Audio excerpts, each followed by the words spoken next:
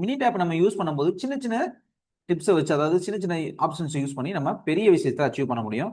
So அது எப்படின்னு சொல்லி இந்த வீடியோவில் பார்க்கலாம் வாங்க.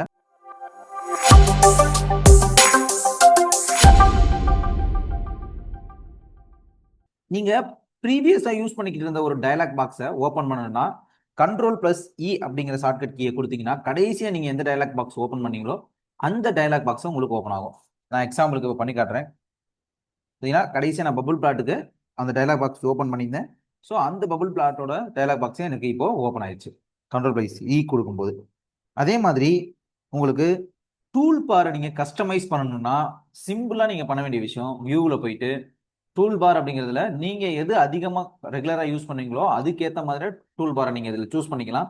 அப்படி இல்லை எனக்கு கஸ்டமைஸ்டு ஒரு டூல் பார் வேணும் அப்படின்னா நீங்க கஸ்டமைஸ்ல போயிட்டு நீங்க உங்களுக்கு தேவைங்கிறதெல்லாம் நீங்க டிராக் அண்ட் டிராப் பண்ணி நீங்க எடுத்து இங்க டூல் பாரை நீங்க கஸ்டமைஸ் பண்ணிக்கலாம்.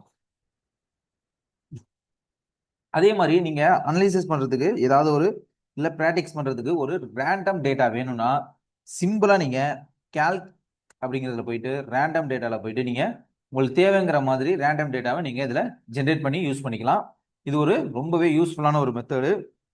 அதே மாதிரி உங்களோட மவுஸ் பாயிண்டை கொண்டு போயிட்டு நீங்க வச்சு ஏதாவது கிரியேட் பண்ண கிராஃபில் நீங்க வைக்கும்போது உங்களுக்கு ஹவ் காட்டும். அதுல பாத்தீங்கன்னா பபுளோட ரோ அதோட இது எல்லாமே உங்களுக்கு காட்டும். ஸோ இதுக்காக நீங்க புதுசா ஒரு ஹைலைட் கொண்டு வந்து உள்ள வைக்கணுங்கிற எந்த ஒரு அவசியமே கிடையாது. இதுலயே ஹவ் நம்மளுக்கு காட்டும்.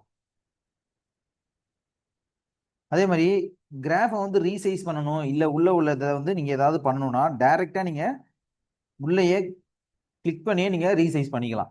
நீங்கள் போயிட்டு இதுக்காக தனியாக சைஸ் பண்ணணும்னா இல்லை, ஜஸ்ட் நீங்கள் ட்ராக் பண்ணி பெருசு பண்ணி நீங்கள் இது பண்ணிக்கலாம்.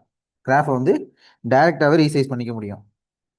அதே மாதிரி கிராஃபில் வச்சு ரைட் கிளிக் பண்ணிங்கன்னா உங்களுக்கு காப்பி பண்ணுறதுக்கு இந்த கிராஃப் அப்படியே காப்பி பண்ணி வேறு எங்கே வேணால் பேஸ்ட் பண்ணிக்கலாம். அதே மாதிரி டைட்டில் உடனே எடிட் பண்ணிக்க முடியும். நம்மளால இங்கே டபுள் கிளிக் இந்த இதில் கிளிக் பண்ணி எடிட் டைட்டில் கொடுத்து நம்மளால உடனே எடிட் பண்ணிக்க முடியும். லேபிள் ஆட் பண்ணுறதுக்கும் நம்ம உடனே சிங்கிள் கிளிக்லேயே நம்ம லேபிள் ஆட் பண்ணிக்கலாம். ஏன்னா ஒரு வாட்டியும் நம்ம மெனு ஓப்பன் பண்ணி அதில் போயிட்டு டைட்டில் ஆட் பண்ணுறதோ இல்லை இதோட அதாவது இந்த இமேஜை காப்பி பண்ணுறதோ அது எதுவுமே தேவையில்லை. சிம்பிளாக நீங்கள் ரைட் கிளிக் பண்ணி காப்பி இமேஜ் கொடுத்தீங்கன்னா காப்பி ஆகிடும். அதே மாதிரி ஜஸ்ட் மேலே டைட்டில் சேஞ்ச் பண்ணால் டைட்டில் சேஞ்ச் கொடுத்தீங்கன்னா நீங்கள் எடிட் டைட்டில் இருக்கும், அதை கிளிக் பண்ணி கூட நீங்கள் யூஸ் பண்ணிக்கலாம்.